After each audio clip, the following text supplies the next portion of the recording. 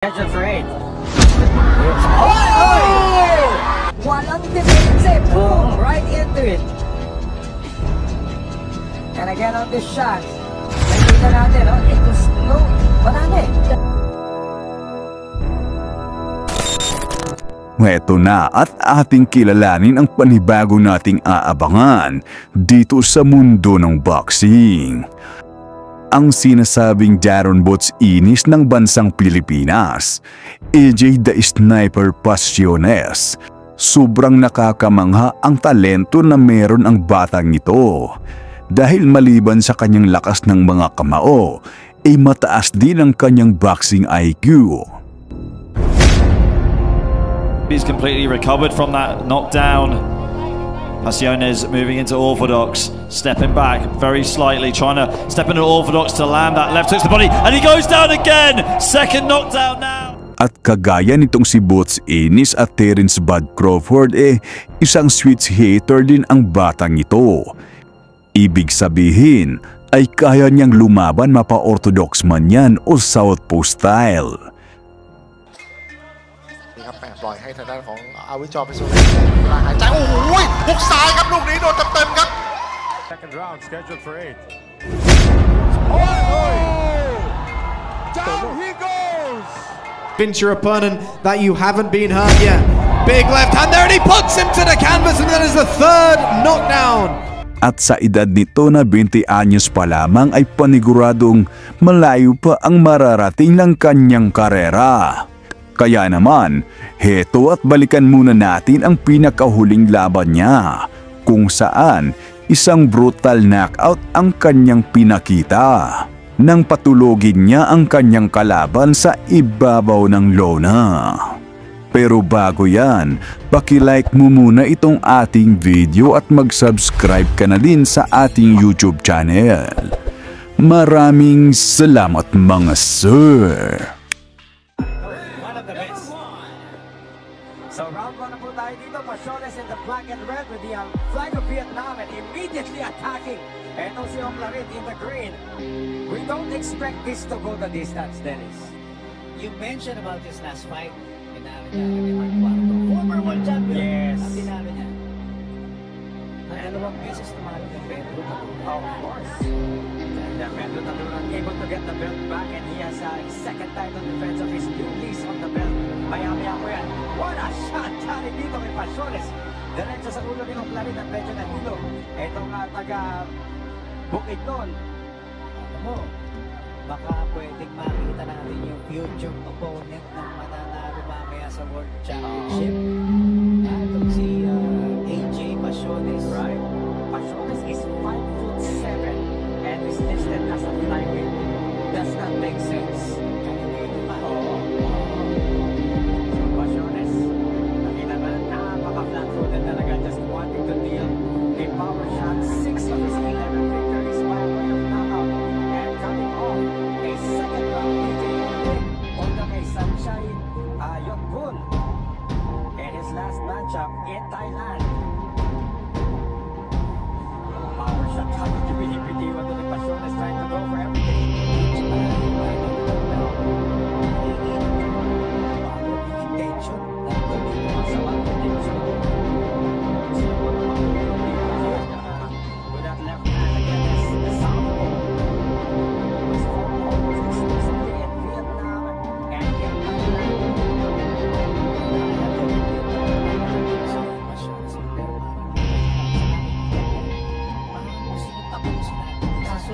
Exactly. I was saying kanina, Dennis, we don't expect this to go the distance. Hindi lang sa kanya kasi knockout artist sa kanya kalaban. Geraldine Oclarit with 5 victories, all 5 wins coming by way of knockout. Pwede rin baka nag-iingat din. Oo. Makita rin ng respeto ito si Pasiones doon sa record ni Oclarit. And Oclarit, only 1 defeat sa kanyang professional career. Yeah, power shots. Yan ang nangyayari dito. Tahimik yung mga tao. They're really expecting 1 shot, Dennis, na matapos ito laban. Kasi majority ng mga kasama natin dito talagang matagal na sa boxing. Oo. Again, they say the Filipino boxing fan is one of the most intelligent boxing fans in the world. Usually, papaingay mga Pilipino. habang may nangyayaring boxing, may kakengkoya na nangyayari. Pero Totoo yan. pagkanto, yung alam mo at any moment, pwede na matapos sila, mag-touching sila. First round about to come to an end. 4 power shots ang pinipitiwan ng magkabila. And by virtue of just one connection in that first round, you can't give that first round to AJ Pasiones. Pero hindi mo pwede sinuhin si ano Oclarit. Mukhang nag-aabang din sa nakikita ko. Sa naisiro ni AJ sino ang counterpunch tapos sa connection na career. That might have been the catalyst sa pagkuha nitong si AJ Pasiones ng ating first round. And again, everybody is expecting this to end early. Habang si Teresa, Pasiones, parang gusto niya siya mauna, siya umama. Yung kabila naman, medyo kumakaunter. Ako sa pagdating sa estilo, mas takot ako sa counterpunch. Ako naman. Kasi kung minsan parang pinapasang sa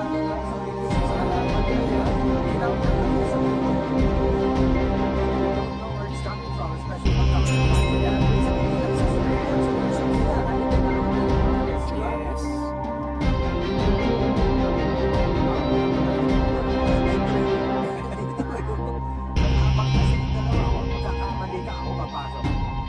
But this is one good thing that Geraldine Oclarit is doing. Pinapasok na niya yung kanyang jab. Yes. Hindi kumounter ka, nakahanda na yung kanan ko. Pero yan, mas nagiging active na rin yung jab ni Pasiones. Oo. Ayun, isa pa, dalawa. At pagdating doon, slight reach advantage of about 2.5 inches to AJ Pasiones. Pero the height advantage is also 2.5 inches. Ang tahimik talaga tao dito. Oh, good shot there with the left hand. Parang nag-aabang na explosion dito. Now if it's going to be a flurry, it might be a knockout by a counter punch. Very dangerous na ginagawa ni Kiko Pasiones sa papasok siya. Nakaabang and there's that shot coming from Oclarit. Pero kung pasok si Oclarit, ha? Oo. Kahit na timing si Pasiones na ganda. Ito sa katawan. Oclarit, maganda yung counter punch again. Sikat na sa counter. Oo. So very flat-footed, looking for the opportunities. That time, lumamang si Pasiones sa exchange. Again, Pasiones not really using the jab as a weapon. That has been the choice of Geraldine Oclarit. Counter. Navigator Pasiones. Oclarit wants to go in. Matapang din lang yung Oclarit. Oo. Natingin siya na sasakta siya. Pasok pa rin. Dahil mga counter na ganyan Pasiones. Mabang sa judges yung mga ganyan. Si Pasiones nagpapakita ng variety ng mga suntok. Kanina jab, straight, counter, may uppercut din. Less than 1 minute remaining, second round, scheduled for 8. Down he goes! Hindi nila makabawan nito si Geraldine Oclarit. He's being counted out and he is now waved off by Virgilio Garcia immediately. Tunog ka agad ang Oclarit. Si Pasiones was the first on the scene here. Tunog pa rin po. Ito si Oclarit. Where did that come from, Dennis Principe? Parang counter yung nakita natin. Oo. At ano pa rin wala pa rin yung baka nito si Geraldine Oclarit. He's responding to questions pero what a shot to get to see this again. Sa ilalim, Mendez, tuloy ayun, sapul.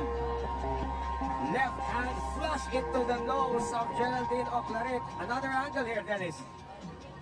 Talagang tamang-tama yung Makikita natin dito yung repercussions ng tama na yun. Walang depense. Boom! Right into it. And again on this shot, makikita natin, no? It was wala na eh. Tsaka kita mo yung mata ni Pasiones. Talagang nakita niya eh. Oo. Kitang-kita. By knockout, ladies and gentlemen, from Viva Promotions, the sniper, Arvin John Pasiones. Passiones! So yun lamang ang video natin sa araw na to. Mag-iwan lamang ng inyong komento at huwag mo sana kalimutang mag-like or mag-subscribe. At i-share na rin ang ating video. At muli, daghang salamat.